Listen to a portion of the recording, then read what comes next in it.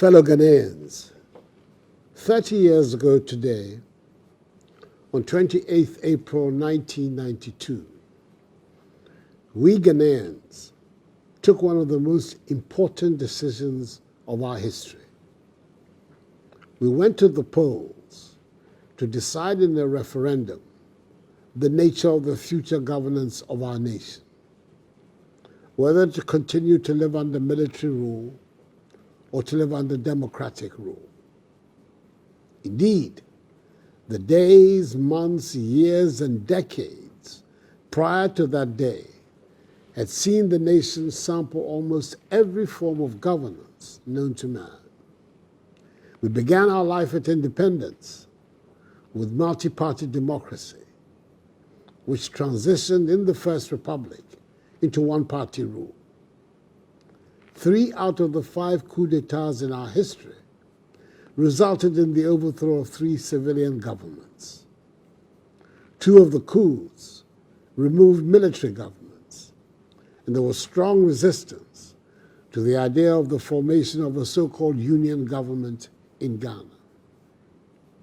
Predictably, we experienced from these events a weakening of the sense of self-confidence and progress of the Ghanaian, which was evidenced by the fact that components of the Human Development Index, i.e. life expectancy rates, access to education, and per capita income indicators, at the time, were not commensurate with our vast potential. Several attempts to take Ghana down the path of multi-party democracy were met in some quarters with stiff opposition and cynical responses. Those who would rather have authoritarian rule foisted on the citizenry claimed Ghana was underdeveloped and we needed to get things done in a hurry. They claimed that democracy was cumbersome and would divide Ghanaians along tribal lines. However, the will was widespread and virtually unanimous to have the decade-long ban on party political activities imposed in 1981 lifted and a return to multi-party democracy established. The Ghanaian people wanted to live in conditions of freedom where there was respect for individual liberties, human rights, and the principles of democratic accountability. The Provisional National Defense Council, PNDC, in power since the 31st December 1981 coup, set up the National Consultative Assembly in May 1991 and tasked the body to prepare a draft constitution for the country. 3 months down the line, a draft constitution was produced, and on 28 April 1992, Ghanaians went to the polls in the referendum to make a decision for which we, the current and future generations, are the beneficiaries.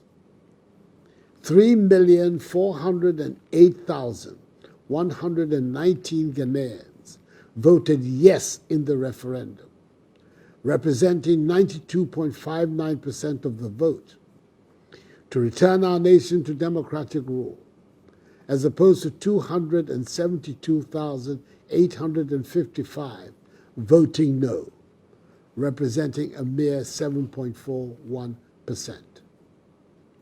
The Constitution, overwhelmingly approved in the referendum, set up a liberal democratic state founded on the separation of powers, with exclusive power in the judiciary to superintend and enforce the Constitution and protect the fundamental human rights of the citizenry.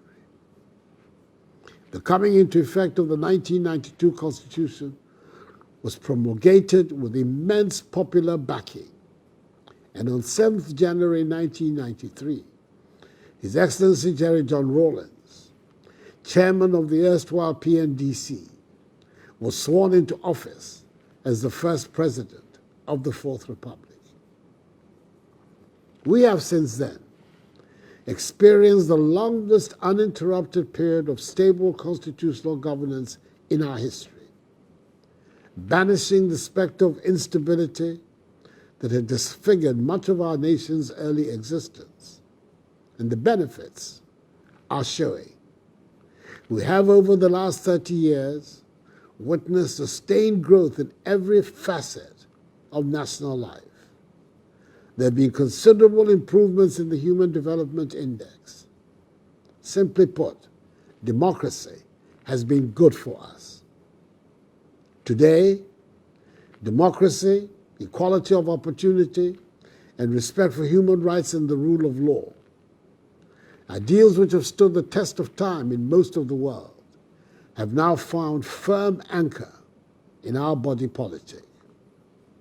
We've had 5 presidents in the history of the Fourth Republic, with peaceful transfers of power from a governing to an opposition party on 3 separate occasions. Even when there was disagreement with the outcome of an election, it was the Supreme Court on 2 occasions, rather than the streets, that validated its result. We are arguably the most stable democracy in West Africa. On this day, the 30th anniversary of the referendum, whose votes ushered in the Fourth Republic, I urge all of us to renew trust in our democracy and bear in mind at all times the oft-cited statement that the price of liberty is eternal vigilance. I say so because there are some who, for their own parochial and selfish interests, would want to see a return to the dark days of authoritarian rule, simply because, with no respect for the Ghanaian people, they are either unwilling to subject themselves or their vision to the open scrutiny of the Ghanaian people, or because they know they will be rejected by the Ghanaian people and thus seek a shortcut to office and power. Let us strengthen our resolve to resist such persons for our common good. Despite all the gains we have made in the Fourth Republic, we must acknowledge that we have not reached the potential we should have. The biggest challenge we face continues to be eradicating poverty. We still have challenges in the performance of our public services. We face threats, traditional and contemporary, to our nation's security and social stability in the form of chieftaincy conflicts, land disputes, ethnic conflicts, cybersecurity issues, youth unemployment, economic hardships, and corruption in our public life. In recent times, we've been witnessing significant difficulties in the management of the national economy, largely as a result of the impact of the COVID-19 pandemic on the global economy, which has been exacerbated by the effects of the Russian invasion of Ukraine. But the basic commitment to resolving these challenges within the framework of due process and democratic institutions must remain unshaken. And I'm confident that, God willing, we will overcome these challenges. Fellow Ghanaians, one primary goal of the Constitution was to decentralize the structure of governance in Ghana so that government would be brought closer to the people. One fundamental barrier to the realization of this goal has to do with the ramifications of Article 55, Clause 3 of the Constitution, which currently bars political parties from involvement in district assembly elections and local government.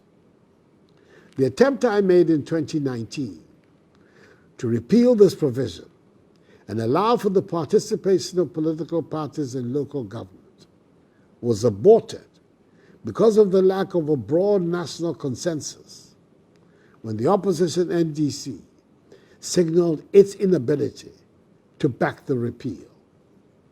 It was and continues to be my view that the repeal or modification of an entrenched clause of the Constitution should attract widespread support to make it acceptable and healthy for the body politic.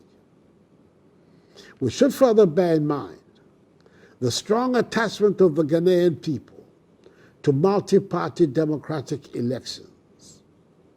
On the average, the turnout for national elections in the Fourth Republic has been 72%, one of the highest in the world, whilst the turnout for the allegedly non-partisan local government elections has always hovered around 30%.